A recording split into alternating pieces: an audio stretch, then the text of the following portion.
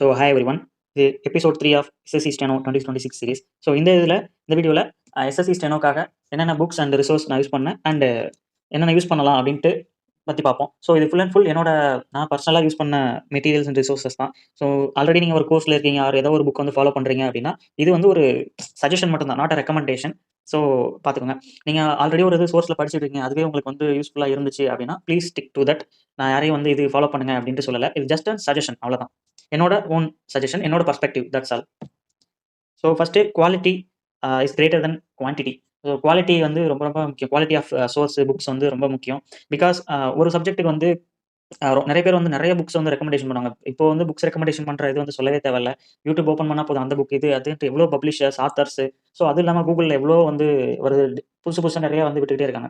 So அதெல்லாமே வந்து தேவையே இல்ல. உங்களுக்கு வந்து கன்டென்ட் வந்து நமக்கு மெயினா வந்து கன்டென்ட் குவாலிட்டி அதுதான் முக்கியம். எத்தனை புக் படிக்கிறோம் அப்படின்றது மேட்டர் இல்ல. இந்த ஒரு புக் படிச்சாலும் 2 புக் படிச்சாலும் நமக்கு தேவையான கன்டென்ட், நமக்கு தேவையான விஷயம் கிடைச்சதா அப்படின்றது தான் மேட்டர். ஸோ அதே மாதிரி ஒரு புக் படிக்கிறீங்க, ஆன்லைன்ல இருந்து ஒரு நோட்ஸ் எடுக்கிறீங்க அப்படின்னா அதை வச்சு நீங்களா வந்து ஒரு மெட்டீரியல் வந்து ரெடி பண்ணுங்க உங்களுக்கு. ஸோ அந்த மெட்டீரியல நீங்களா வந்து எழுதி ரெடி பண்ணி வச்சுக்கிட்டீங்கன்னா, அது வந்து எவ்வளோ புக் படிக்கிறத விட அந்த மெட்டீரியல் வந்து உங்களுக்கு கண்டிப்பா யூஸ்ஃபுல்லா இருக்கும், ஹெல்ப்ஃபுல்லா இருக்கும். ஸோ அதுதான் நான் சொல்றது. பிகாஸ் எல்லாமே வந்து நெறைய பேர் வந்து இந்த புக் படிக்கலாமா, அந்த புக் படிக்கலாமா. சில பேர்லாம் புக் சொல்றாங்க. அந்த புக் பேரே கூட எனக்கு சரியா தெரியல.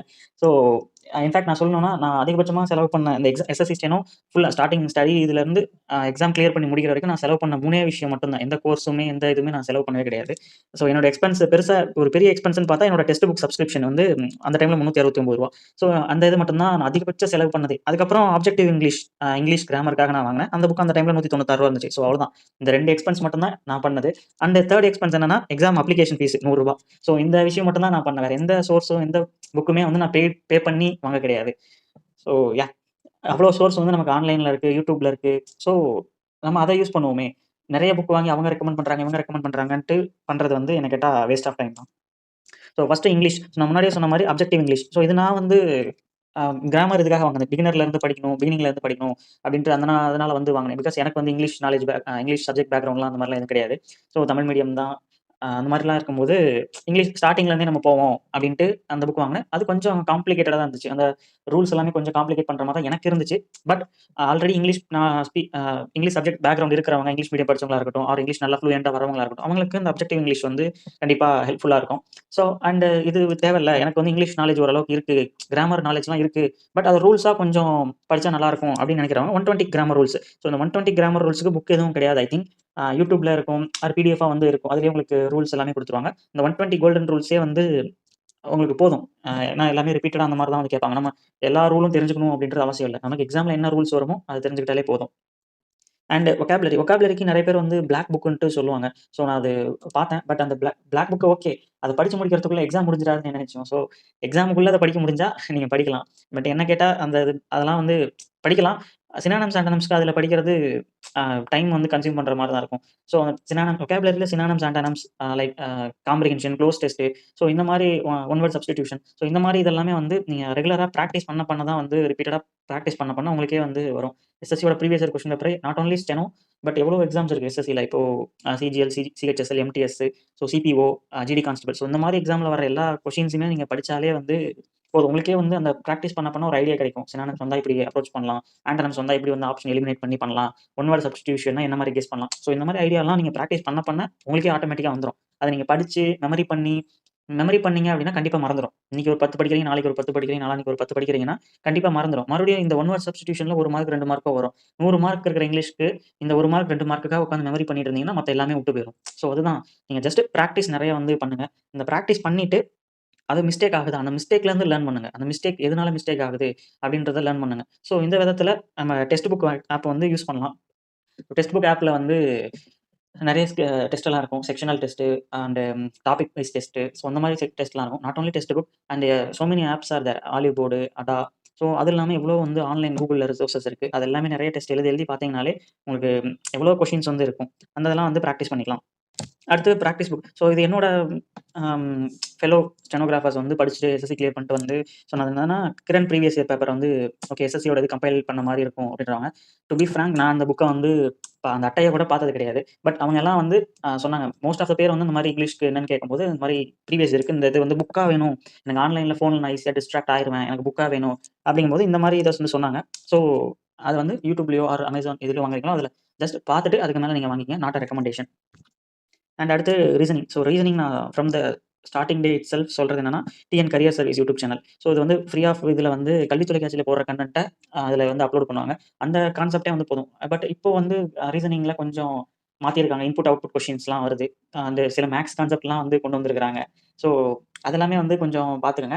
But unlike a other than that இந்த இது எல்லாமே வந்து மத்த டாபிக்ஸ் எல்லாம் ரீசனிங்ல டிஎன் கரியர் சர்வீஸ் யூடியூப் சேனலே போதும். ஸோ அதில ஒரு 1/2 மணி நேரம் வீடியோ இருக்கும். அந்த 1/2 மணி நேரம் வீடியோ பார்த்துட்டு பட் கான்செப்ட்ன்றது ஒரு 5 நிமிஷம், 10 நிமிஷத்திலேயே சொல்லி தந்துருவாங்க. இந்த கான்செப்ட்ட நம்ம வந்து பிராக்டிஸ் சம்ஸ் குடுப்பாங்க. அத பார்த்துட்டு அதுக்கப்புறம் நம்ம ப்ரீவியஸ் இயர் கொஸ்டின் பேப்பரோ ஆர் எஸ்எஸ்சில வேற ரீசனிங் வேற எக்ஸாமோட கொஸ்டின் பேப்பரோ எடுத்து பிராக்டிஸ் பண்ணோம்னாலே அதுவே நமக்கு ரீசனிங்க்கு போதும். அண்ட் அதுக்கப்புறம் அந்த கான்செப்ட் பார்த்து முடிச்சதுக்கப்புறம் ரெகுலரா ரிவைஸ் பண்ணீங்கனாலே ரீசனிங் வந்து நல்லா ஸ்கோர் பண்ணிறலாம். ஸோ அந்த regular revision weekly, monthly, daily so இந்த மாரி எப்படி செக்ரிகேட் பண்ணி ரிவைஸ் பண்ணலாம் அப்படின்றத அப்கமிங் வீடியோல நான் சொல்றேன். ஸோ ஒரு நாளைக்கு ஒரு கான்செப்ட் பார்த்தீங்கனாலே வந்து நமக்கு போதும். 1 மாசத்துல ரீசனிங்கே வந்து முடிச்சிடலாம். பட் மேத்ஸ்ல சில இதெல்லாம் வருது. ஏஜ் ரிலேட்டட் வருது. பெர்முடேஷன், ரேஷியோ ப்ரொபோர்ஷன் அந்த இதெல்லாம் வருது அப்படின்னா, பட் அது எக்செப்ஷன். ஸோ அத நம்ம தனியா கூட படிச்சுக்கலாம். பட் ரீசனிங்க்கு என்ன கேட்டா 1 டூ 1 1/2 மந்த்தே வந்து இனஃப் தான். டெய்லி ஒரு கான்செப்ட், ஒரு டாபிக், பிராக்டிஸ். ஸோ நெறைய நம்ம எவ்வளோ பிராக்டிஸ் பண்றோமோ அதில தான் இருக்கு. ஸோ அடுத்து ஜிகே. ஜிகேன்றது அ நான் வந்து இந்த மாரி ஃபர்ஸ்ட்டு வந்து நெறைய பேர் வந்து புக்ஸ் வந்துட்டு ரெக்கமெண்ட் பண்ணா ஃபர்ஸ்ட்டு லூசியன்னு சொல்லுவாங்க. அதுக்கப்புறம் மனோரமா. மனோரமான்றது year book. அந்த இயர்ல நடந்தது தான் வந்து இது பண்ணுவாங்க. பிளஸ் அதுவும் இல்லாம ஜெனரல் நாலேட்ஜ் சம் இருக்கும்.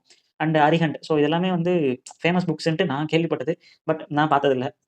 நான் வந்து எல்லாம் ஃபாலோ பண்ணது எல்லாமே ஆன்லைன் இதுதான். நெறைய வெப்சைட் இண்டஸ் வேலி சிவிலைசேஷன் எடுத்துக்கிட்டோம்னா, அதுக்கு வந்து எவ்வளோ வெப்சைட்ஸ்லாம் கிடைக்குதோ, அது எல்லாமே வந்து படிச்சு, அந்த வெப்சைட்லாம் சேவ் பண்ணி வச்சுக்குவேன். ஸோ தட் நம்ம பின்னாடி ரிவைஸ் பண்ணும்போது யூஸ்ஃபுல்லா இருக்கும். ஸோ நான் வந்து ஃபோன்ல டிஸ்ட்ராக்ட் ஆகல அந்த டைம்ல. ஸோ நீங்க எப்படி அப்படின்றது உங்க செல்ஃப் டிசிப்ளின்ல தான் இருக்கு. நீங்க டிஸ்ட்ராக்ட் ஆகுற மாரி ஆளா இருந்துச்சுன்னா, புக் இது பண்றது பெட்டர். ஃபோன்ல இல்ல நான் டிஸ்ட்ராக்ட் ஆக மாட்டேன். ஸோ என்ட்ட செல்ஃப் டிசிப்ளின் இருக்கு அப்டின்னா, நீங்க வந்து ஆன்லைன் ரிசோர்ஸஸ யூஸ் பண்ணிக்கலாம். ஸோ பிகாஸ் ஜெனரல் அவேர்னஸ்ன்றது ஒரு கடல் மாரி. அத நீங்க வந்து ஒரு புக்ல 500 பக்கத்துல வந்து பவுண்ட் பண்ண முடியாது. ஸோ அதுக்கு தான் நான் சொல்றேன். அடுத்து கரண்ட் அஃபேர்ஸ். கரண்ட் அஃபேர்ஸ்க்கு வந்து ஒரு வெப்சைட் ஆர் ஒரு ரிசோர்ஸ வந்து கொஞ்சம் தேடுங்க. ஒரு 1 நாள் 2 நாள் ஸ்பெண்ட் பண்ணி தேடுனாலும் ஒண்ணும் தப்பில்ல. அந்த டைம்ல கைட்லியோ ஐ திங்க் அந்த பேர் மறந்து போச்சு.